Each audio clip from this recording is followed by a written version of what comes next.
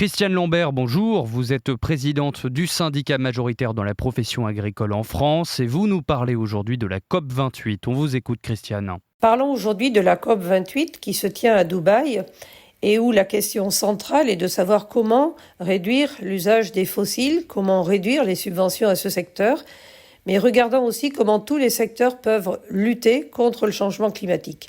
L'agriculture a été évoquée, bien sûr.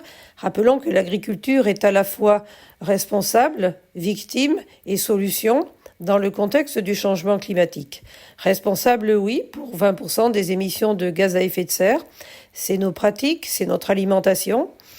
L'agriculture est aussi victime avec le climat qui affecte chaque jour un peu plus par la sécheresse, les inondations, la grêle, les tornades.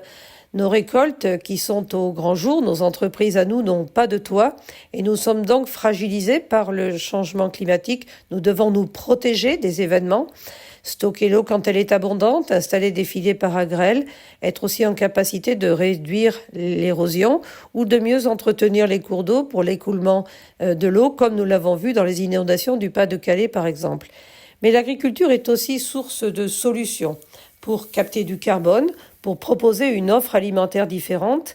Ce qui a été beaucoup dit, c'est qu'il ne s'agit pas seulement de réduire le nombre de vaches, mais plutôt de voir comment on peut réduire le carbone émis par les vaches tout en gardant la production, parce que l'une des conclusions majeures est de dire, comme cela a été rappelé lors de la COP 21 à Paris, il faut concilier la sécurité alimentaire et la lutte contre le changement climatique. Produire plus et mieux avec moins d'impact pour nourrir une population en croissance à l'échelle de la planète, et tous les continents doivent y contribuer.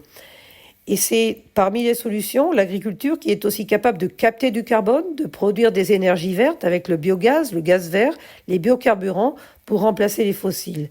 Donc l'agriculture était au cœur de Dubaï, mais plutôt en termes de solutions, et c'est une bonne chose. Merci beaucoup, Christiane Lambert. Je le rappelle, vous êtes présidente du syndicat majoritaire dans la profession agricole en France. Excellente journée à vous.